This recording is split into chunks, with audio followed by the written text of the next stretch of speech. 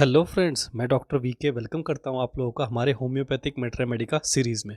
तो फ्रेंड्स, आज हम पढ़ने वाले हैं बिस्मुथम मेटालिकम होम्योपैथिक मेडिसिन के बारे में। चलिए सबसे पहले एक छोटा सा ओवरव्यू कर लेते हैं इस रेमेडी का, उसके बाद चलेंगे इसकी रेमेडी प्रोफाइल पर एंड की यूजेस को पढ़ेंगे कि सबसे ज़्यादा ये रेमेडी कहाँ पर यूज़ आती है फ्रेंड्स, और रेमेडी प्रोफाइल में पेशेंट के नेचर को समझेंगे, उसके फिजिकल सिम्टम्स को समझेंगे और अंत में बात करेंगे दोस्तों मोडेलिटीज़ की।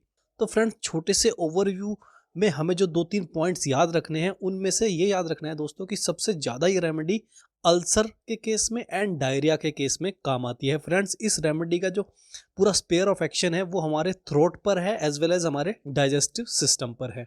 तो इसमें 2-3 पॉइंट्स में से दोस्तों सबसे जो इम्पोर्टेंट पॉइंट मुझे इस पूरी रेमेडी में लगा है कि जो उसका डायरिया है वो बहुत ही प्रोफ्यूज है, पेनलेस है एंड बहुत ज़्यादा ऑफेंसिव है दोस्तों। तो ये 3 पॉइंट डायरिया के केस में आपको याद रखने हैं। अगर ये 3 पॉइंट मैच करते हैं और पेशेंट की नेचर मैच करता है तो दोस्तों बिस्मिथम बहुत अच्छी तरीके से काम करती है फ्रेंड्स। और इसके पेशेंट का जो नेचर रहेगा कि वो बिल्कुल अकेला नहीं रह सकता है, उसे कोई ना कोई साथी अपने पास चाहिए, वो अकेला 1 मिनट भी नहीं रह सकता है। एंड इसके साथ साथ पेशेंट बहुत ही बेचैन रहेगा। बेचैनी में मान लीजिए वो 1 सेकंड भी एक जगह नहीं बैठ सकता, थोड़ी देर बैठेगा फिर उठ के एक चक्कर काटने लग जाएगा, यानी कि एक जगह वो बहुत देर नहीं बैठ सकता। तो ये 2-3 पॉइंट हमें बिस्मिथम के अंदर याद रखने हैं दोस्तों। और उसके साथ साथ जैसे कि मैंने आपको बताया कि एक अल्सर के केस में भी काम आती है। तो फ्रेंड्स, अगर थ्रोट में अल्सर हो, एसोफेगस में अल्सर हो, एब्डोमेन में अल्सर हो, स्टमक अल्सर, तब भी ये रेमेडी बहुत अच्छे से काम आती है दोस्तों। और उसके साथ साथ यहाँ तक बताया गया है कि एब्डोमिनल कैंसर, यानी कि अगर पेट के अंदर कैंसर पाया गया, हमारे एब्डोमेन में कहीं भी कैंसर पाया गया, तो इस रेमेडी से बहुत अच्छी रिकवरी देखी गई है। एंड फ्रेंड्स, उसके साथ साथ जो बिस्मिथम की टंग होगी उस पर हमें वाइट कोटेड लेयर मिलेगी एंटिम क्रूड की टंग की तरह। तो बस इसमें हमें क्या करना है, मान लीजिए टंग वाइट कोटेड है और इसके साथ साथ डायरिया है, तो फ्रेंड्स एंटिम क्रूड भी डायरिया के लिए काम आती है। बट इसमें हमें मोडेलिटीज़ देखनी है फ्रेंड्स। बिस्मिथम की जो मोडेलिटीज़ हैं उसमें ठंडी चीज़ों से आराम मिलता है, ठंडे कंप्रेशन से आराम मिलता है, कोल्ड ड्रिंक पीने से, यानी कि ठंडी चीज़ें पीने से आराम मिलता है दोस्तों। तो बिस्मिथम को एमिलियरेशन ठंडी चीज़ों से होता है। चलिए अब चलते हैं इसके की यूजेस पर और समझते हैं कि सबसे ज़्यादा यूज़ ये रेमेडी कहाँ पर आती है दोस्तों। तो की यूजेस में बात की गई है friends, violent abdominal pain possibly with burning and ulceration in the stomach, bowel and the throat accompanied by belching and flatulence। तो जैसे कि मैंने आपको स्टार्टिंग में बताया दोस्तों कि पेट के अंदर अल्सर पाया जा सकता है, थ्रोट के अंदर अल्सर पाया जा सकता है, और उसके साथ साथ क्या सिम्टम मिलेंगे, बहुत ज़्यादा बेल्चिंग यानी कि ढकारें आएंगी और गैस बनेगी। बहुत ज़्यादा गैस बनती है दोस्तों बिस्मिथम के पेट में और बहुत ज़्यादा ढकारें आएंगी। तो अगर इसके साथ साथ अल्सर भी मिला दोस्तों तो हमें सिर्फ मोडेलिटीज़ मैच करनी है कि अगर मोडेलिटीज़ बिस्मिथम जैसी मोडेलिटीज़ हैं और उसका नेचर जैसे कि मैंने आपको बताया कि वो बहुत ज़्यादा बेचैन रहेगा और उसके साथ साथ वो एक ही जगह पर नहीं बैठ सकता है, उसे एक जगह पर बैठेगा परंतु उसे थोड़ी देर बाद फिर उठकर चलना पड़ेगा, तभी उसकी जो बेचैनी है वो कम होगी। और उसके साथ साथ वो अकेला नहीं रह सकता, उसे दोस्तों कोई ना कोई चाहिए। और सबसे ज़्यादा बिस्मिथम की जो थीम है, उसे लगता है कि ये दुनिया मैं अकेला रह जाऊंगा, इसलिए उसे अकेलापन बिल्कुल पसंद नहीं है। और उसे जो सबसे ज़्यादा जो जिसका साथ उसे पसंद है वो है उसकी मदर, यानी कि ऐसे पेशेंट्स को अपनी मदर फादर से, अपने पेरेंट्स से बहुत ज़्यादा लगाव होता है दोस्तों। तो की यूजेस में एब्डोमिनल पेन की बात की है। एब्डोमिनल पेन अल्सर के कारण ही पाया जाएगा दोस्तों। अगर पेट में अल्सर है उसके कारण पेट में दर्द पाया जाएगा और उसके साथ साथ बहुत ज़्यादा गैस बनेगी और बहुत सारी ढकारें आएंगी पेशेंट को। चलिए अब हम चलते हैं इसकी रेमेडी प्रोफाइल पर दोस्तों और जानते हैं कि अब पेशेंट का नेचर कैसा होगा, उसके फिजिकल सिम्टम्स कैसे होंगे, उसकी मोडेलिटीज़ कैसे मिलने वाली है हमें। तो फ्रेंड्स, ये आ गए हम इसकी रेमेडी प्रोफाइल पर। चलिए लाइन बाय लाइन समझते हैं ताकि आप लोगों को आसानी रहे। Bismuthum metallicum is more suited to those who are experiencing great anxious fear and restlessness with poor concentration. तो फ्रेंड्स, ये पेशेंट कैसा होगा, बहुत ही चिंतित और बहुत सारे डर इसके अंदर दबे रहेंगे, इसीलिए ही ये पेशेंट अकेला नहीं रह सकता, इसे किसी का साथ चाहिए। अगर ये अकेला पड़ गया तो ये बेचैन हो जाएगा और उसके साथ साथ इसके अंदर बहुत ज़्यादा डर आ जाएंगे दोस्तों। तो इसलिए इसको किसी ना किसी का साथ हमेशा चाहिए ही चाहिए। और उसके साथ साथ इसकी कंसंट्रेशन भी बहुत पुअर है दोस्तों, वो चीज़ों में इतनी अच्छी तरीके से कंसंट्रेट नहीं कर पाता है। अगर मान लीजिए एक स्टूडेंट है तो वो पढ़ने बैठेगा, थोड़ी देर बाद ही उसकी कंसंट्रेशन भटक जाएगी दोस्तों।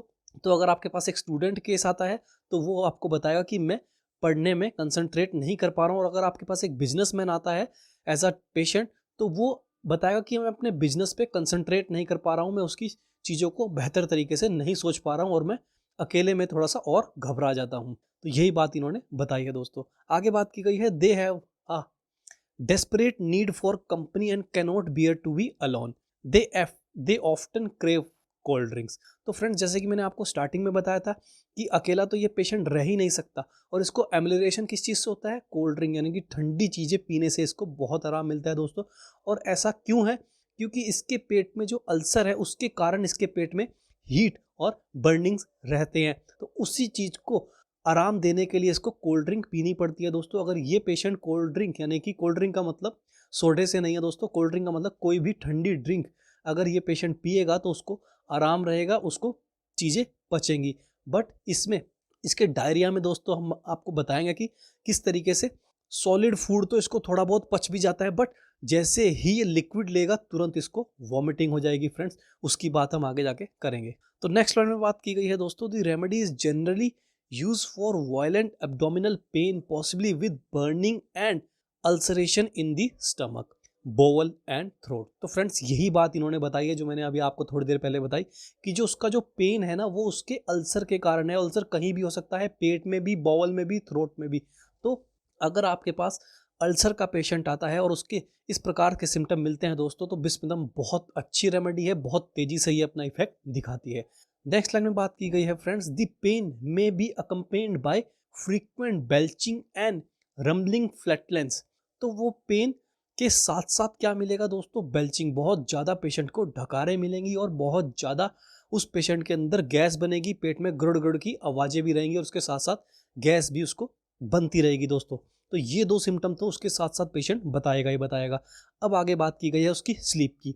Sleep is restless with frequent waking and sleeping of fright और अ सेंसेशन ऑफ फॉलिंग।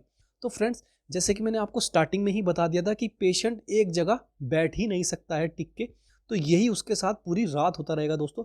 उसकी नींद खुलेगी और नींद खुलते ही वो बेचैन हो जाएगा, और बेचैनी के साथ साथ उसको उसके अंदर जो डर है वो भी उसे परेशान करता है, यानी कि उसके साथ साथ उसके अंदर एक डर भी रहेगा। और अकेला तो वो बिल्कुल पूरे जीवन में दोस्तों वो पेशेंट अकेला नहीं रह सकता, उसे किसी ना किसी का साथ चाहिए ही चाहिए। तो वो अकेला सोएगा भी नहीं, और अगर उसकी मान लीजिए रात को आंख भी खुल गई तब भी वो बहुत ज़्यादा परेशान हो जाएगा, बहुत ज़्यादा डरेगा, और उसके अंदर एक सेंसेशन रहती है कि मैं गिर रहा हूँ, फियर ऑफ फॉलिंग उसके अंदर रहता है। और सेंसेशन भी ऐसी रहती है, सोते सोते भी ऐसा लगेगा कि मैं बेड से गिर जाऊंगा। या फिर उसको जो ड्रीम्स देखे गए हैं दोस्तों, वो भी कुछ इसी प्रकार से ड्रीम्स पाए गए हैं कि मैं कहीं ना कहीं से गिर रहा हूँ। तो फॉलिंग की सेंसेशन उसके अंदर हमेशा से रहेगी। और नींद में अगर उसकी आंख खुल जाए तब भी दोस्तों वो बार बार उठेगा, थोड़ा चलेगा फिरेगा या फिर यूरिनेशन के लिए जाएगा, उसके बाद ही वो वापस आकर सो सकता है। बट अगर वो बहुत देर तक एक साथ नहीं लेट सकता दोस्तों, उसे बीच में उठना ही उठना पड़ेगा और उसकी आंख खुल गई है। तो ये तो हो गया दोस्तों बिस्मिथम की physical character and mental character. अब बात कर लेते हैं दोस्तों इसकी सबसे इंपॉर्टेंट पॉइंट की, जो कि है इसकी मोडेलिटीज। तो फ्रेंड्स, मोडेलिटीज में बताया गया है कि सिम्टम बेटर कब होते हैं? For cold compressor, for company, for movement, for bending backward, for cold drink. तो हर ठंडी चीज से, ठंडा कंप्रेशन हो या फिर ठंडी कोल्ड ड्रिंक हो, उससे, और बेंट बैकवर्ड यानी कि पीछे की तरफ अगर पेशेंट मुड़ेगा तो उसको आराम मिलेगा। बट अगर वो आगे की तरफ बेंड होता है तो कहीं ना कहीं उसको अल्सर्स के अंदर खिंचाव महसूस होगा, यानी कि पेट में खिंचाव होगा, वो भी उसके अल्सर होने के कारण पेट में खिंचाव महसूस होगा। तो दोस्तों उसको एग्रावेशन हो जाता है। और मूवमेंट से तो उसको आराम मिलेगा ही मिलेगा, क्योंकि उसके अंदर, उसके दिमाग के अंदर इतनी बेचैनी है दोस्तों कि वो एक जगह टिक ही नहीं सकता बहुत देर तक। सिम्टम में एग्रावेशन कब हो रहा है? For being alone, for eating. तो जैसे ही वो खाएगा तो दोस्तों उसके अल्सर होने के कारण उसको वॉमिटिंग तक हो जाती है, और उसके पेट में एक जलन वाला दर्द हो जाता है, और अकेला तो दोस्तों वो रह ही नहीं सकता।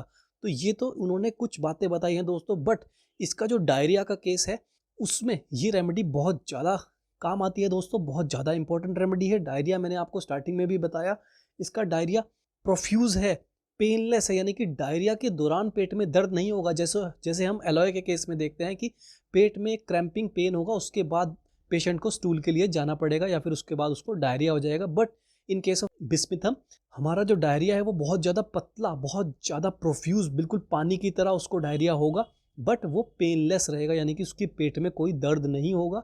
और उसके साथ साथ डायरिया बहुत ही ज़्यादा ऑफेंसिव रहेगा दोस्तों, बहुत ज़्यादा बदबूदार उसका स्टूल रहेगा डायरिया के दौरान। तो फ्रेंड्स, ये था एक छोटा सा ओवरव्यू बिस्मिनम को लेकर। आशा करता हूँ आप लोगों को आज ये रेमेडी अच्छे से समझ आई होगी। बट अगर छोटा सा भी डाउट है तो दोस्तों कमेंट बॉक्स में कमेंट कीजिए। एंड हमारी सीरीज़ दोस्तों आपको कैसी लग रही है उसके बारे में ज़रूर हमें कमेंट बॉक्स में कमेंट कीजिए। तो दोस्तों आज के लिए इतना ही, कल आपसे फिर मिलेंगे एक नई रेमेडी के साथ। तब तक के लिए धन्यवाद।